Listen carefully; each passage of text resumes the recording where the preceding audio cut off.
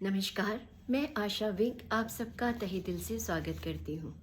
दिल की कलम से एहसासों की इस कड़ी में मैं सुनाने जा रही हूँ आपको मेरी कहानियाँ। मेरी आज की कहानी है मेडल। माँ देखो, तुम्हारे बेटे को उसकी बहादुरी के लिए ये मेडल मिला है। तुमको याद है ना माँ, तुमने कहा था जब मुझे ये मेडल मिलेगा तुम इसे अपने हाथों से मुझे पहनाओगी। याद है ना माँ तुमको? देखो, तुम्हारा बेटा तुम्हारे सामने खड़ा है मेडल लेकर। तुम सुन रही हो ना माँ? तुम सुन रही हो ना माँ? तुम कुछ बोलती क्यों नहीं? तुम कुछ बोलती क्यों नहीं? कुछ तो बोलो माँ, कुछ तो बोलो।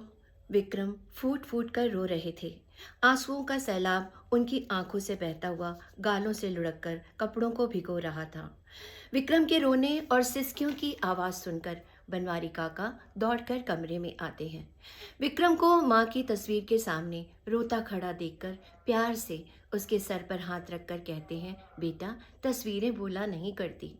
माँ इस दुनिया से जा चुकी है और जो एक बार यहाँ से चला गया फिर कभी वापस नहीं आता, चाहे आप कितनी ही आवाज़ें क्यों ना लगा लो। काका, माँ इतनी जल्दी क्यों चली गई? सुख के दिन तो अभी शुरू भी नहीं हुए थे। कितने सपने देखे थे माँ के लिए, क्या क्या करना चाहता था, पर सब शुरू होते ही खत्म हो गया। विक्रम ने बिलखते हुए काका से कहा।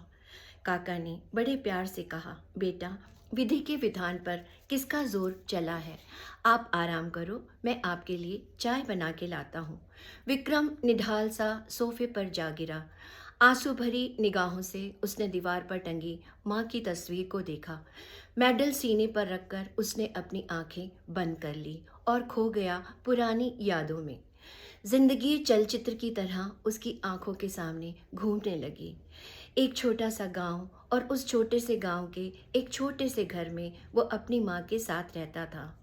पिता का साया कब उसके सर से उठा उसे याद ही नहीं, शायद वो बहुत छोटा था। अपनी माँ को उसने सिर्फ सफ़ेद साड़ी में ही देखा था। माँ गांव के स्कूल में शिक्षिका थी। पैसे बहुत कम मिलते थे। घर की ज़रूरतों को पूरा करने वो कभी अचार बनाती, कभी पापड़, कभी लोगों के कपड़े सिलती। सारा दिन काम करती, बस एक ही लगन कि बेटे को पढ़ा लिखा कर बड़ा आदमी बनाना है। और बेटा भी बहुत होनहार और श्रवण कुमार था। माँ के काम में हाथ बटाता तो माँ प्यार से झिड़की देते हुए कहती, तू मेरा बेटा है या बेटी? विक्रम प्यार से माँ के गले में बाहें डालकर कहता, माँ, तुमने कभी मुझे बाबा के प्यार की कमी महसूस नहीं होने दी, तो क्या मैं बेटा और बेटी दोनों का फ़र्ज़ नहीं निभा सकता?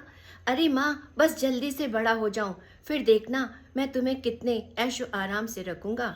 मेरी माँ कोई काम नहीं करेगी, सिर्फ हुक्म चलाएगी, हुक्म। माँ प्यार से उसका माथा चूम लेती और बलैयाँ लेके कहती, मेरे बेटे को किसी की नज़र ना लगे।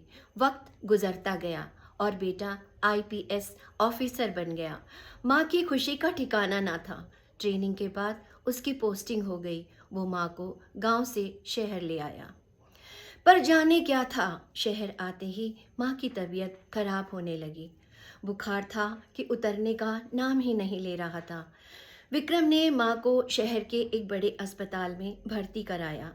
दवाइयाँ और इलाज शुरू हो गया, पर कुछ खास फर्क नहीं आ रहा था। डॉक्टर ने कुछ और टेस्ट करवाने को कहा, जिनकी रिपोर्ट एक हफ्ते के बाद आनी थी। ये सुनकर माँ ने जिद पकड़ ली कि मुझे अपने घर ले चल, मैं यहाँ नहीं रहना चाहती। विक्रम ने बहुत समझाने की कोशिश की, माँ, तुम्हारी तबीयत ठीक नहीं है, पर माँ ने तो जिद ही ठान ली। हारकर विक्रम ने डॉक्टर से सारी बातें की। डॉक्टर ने कहा, आप इन्हें घर ले जा सकते हैं। वैसे भी आपका घर अस्पताल के पास ही है, और हाँ, डॉक्टर वर्मा तो आपके पड़ोस में ही रहते हैं। विक्रम माँ को घर ले आया। उसे माँ आज बहुत बेचैन लग रही थी। घर पहुँचते ही माँ ने विक्रम को उस पुराने संदूक को खोलने कहा, जिसे उसने बचपन से सिर्फ बंद ही देखा था। ताले में जंग लग चुका था। माँ बेसब्री से उसके खुलने का इंतज़ार कर रही थी। जैसे ही ताला खुला, माँ ने फुर्ती से संदूक खोला। एक खूबसूरत लाल साड़ी और उसके अंदर एक प्यारी सी तस्वीर माँ और बाबा की। माँ कितनी खूबसूरत लग रही थी लाल साड़ी में, चूड़ियों से भरे हाथ, मांग में चमकता लाल सिंदूर, माथे पे बड़ी सी लाल बिंदिया और एक मासूम सी मुस्कुराहट उसके भोले भाले चेहरे पर। और बाबा, बाबा आज पहली बार उसने पिता की तस्वीर देखी। तस्वीर को छूकर वो उनको महसूस करना चाहता था। माँ की उंगलियां बाबा के चेहरे पर घूम रही थी।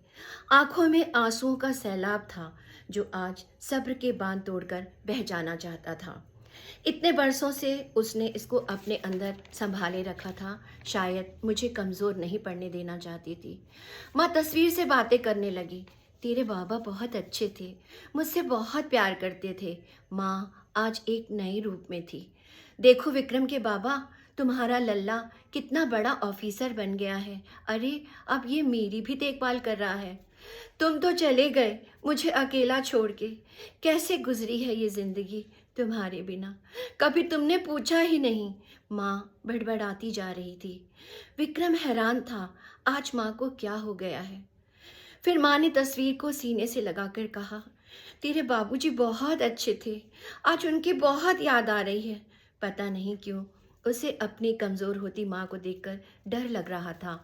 विक्रम ने माँ के हाथ से तस्वीर लेते हुए कहा, माँ तुम थोड़ा आराम कर लो, मैं तुम्हारे लिए खिचड़ी बनाने को कहता हूँ। और उसने काका को आवाज़ लगाकर खाना बनाने को कहा।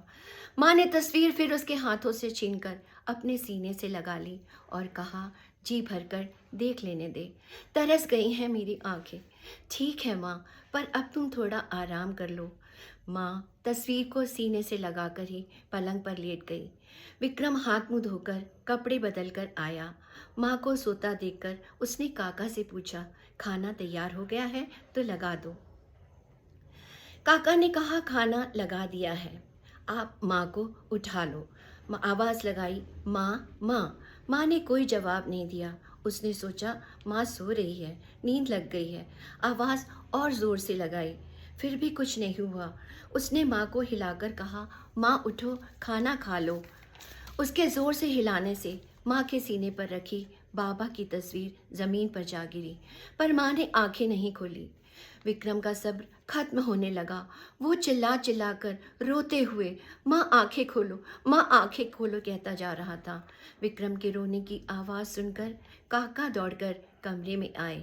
विक्रम को पकड़कर उन्होंने कहा, मैं पड़ोस के डॉक्टर वर्मा को बुला कर लाता हूँ। डॉक्टर वर्मा दौड़ते हुए आए और माँ को देखा, पर अफसोस वो इस दुनिया को छोड़कर जा चुकी थी बाबा के पास बिना कुछ कहे। विक्रम के मुंह से फिर एक जोर से चीख निकली, माँ! और उसकी आंखें खुल गई। सामने काका चाय का कप लेकर खड़े थे। काका ने इशारों से कुछ कहा। विक्रम ने उठकर मेडल माँ के चरणों में रख दिया। एक प्यारी सी मुस्कुराहट उसके चेहरे पर आई।